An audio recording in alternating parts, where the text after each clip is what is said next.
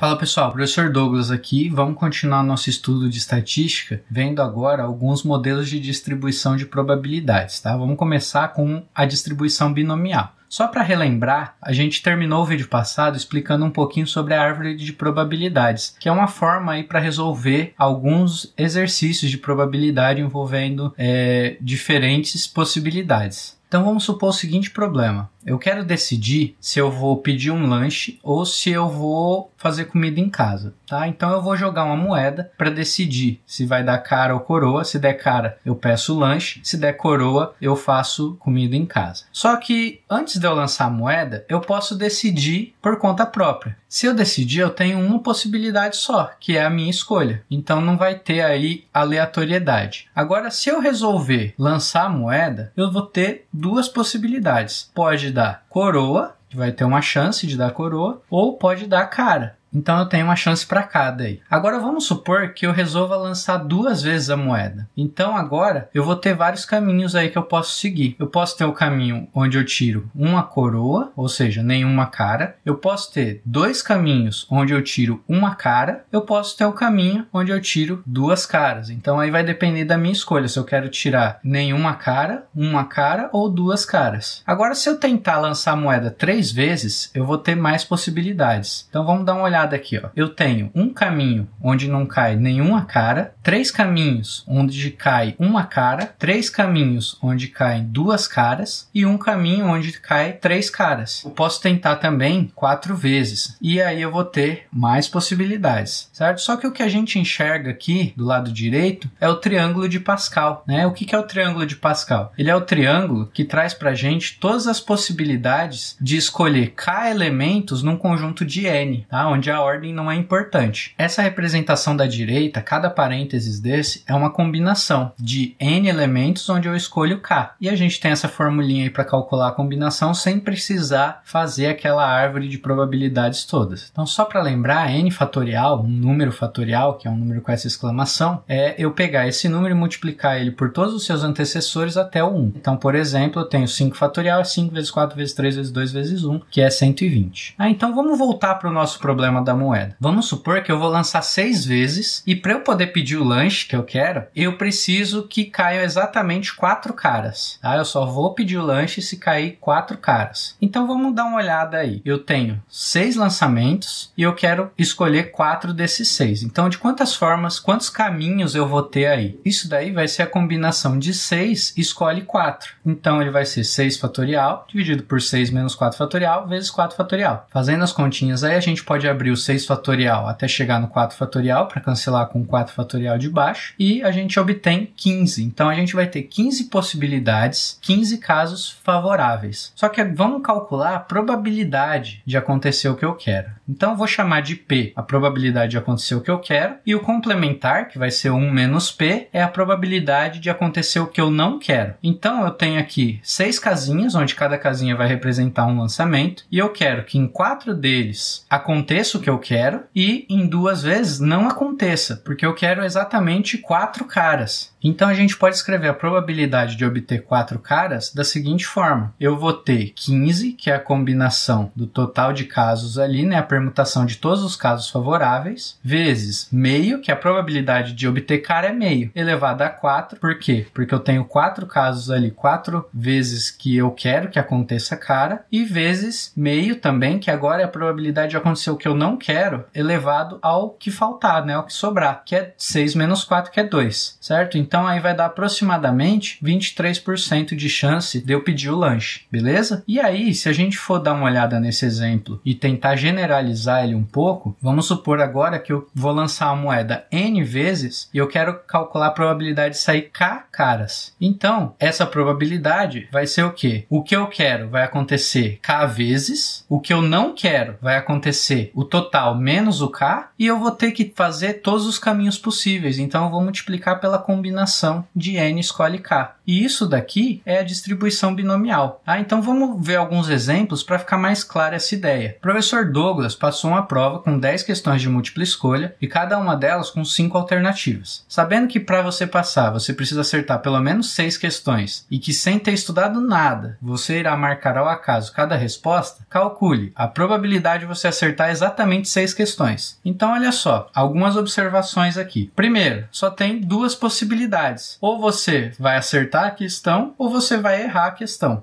Então eu só tenho aí sucesso ou fracasso. E a segunda observação é que cada tentativa e cada questão independe das outras. Os eventos são independentes. Então vamos resolver o item A aqui. Vamos calcular a probabilidade de acertar exatamente 6 questões. Para começar, eu vou definir uma variável x que vai ser o número de acertos. E aí, para resolver a questão A, eu quero calcular a probabilidade desse x ser igual a 6. Ou seja, eu quero calcular a probabilidade de eu acertar exatamente 6 questões. O que vai ser essa probabilidade? Eu vou ter aí que escolher 6 questões para acertar das 10. Então, eu tenho 10 escolhe 6. A probabilidade de eu acertar a questão é 1/5, porque eu tenho uma alternativa correta em 5. E eu quero acertar 6 questões, então eu vou elevar a 6. E a probabilidade de eu errar é 4/5, porque eu tenho 4 alternativas erradas. E eu quero errar 4 questões. Então, fazendo essa conta aí, vai dar mais ou menos 0,5% de acertar exatamente 6 questões. Então, a probabilidade bem baixa. Beleza? Então, aqui a gente utilizou o modelo de distribuição binomial. Vamos resolver agora o item B, que é calcular a probabilidade de ser aprovado. Então, a gente já viu que a nossa variável ali vai ser o número de acertos. Então, ser aprovado é acertar 6 ou mais questões. Então, o que eu quero calcular é a probabilidade de x ser maior ou igual a 6. E o que vai ser isso? Vai ser a probabilidade de eu acertar 6, ou a probabilidade de eu acertar 7, ou acertar 8, ou acertar 9, ou acertar 10. Como esses eventos eles são disjuntos, não tem como acertar 6 e acertar 7, é só fazer a soma de todas as probabilidades. A probabilidade de acertar 6 questões a gente já resolveu no item A, então vamos calcular agora a probabilidade de acertar 7.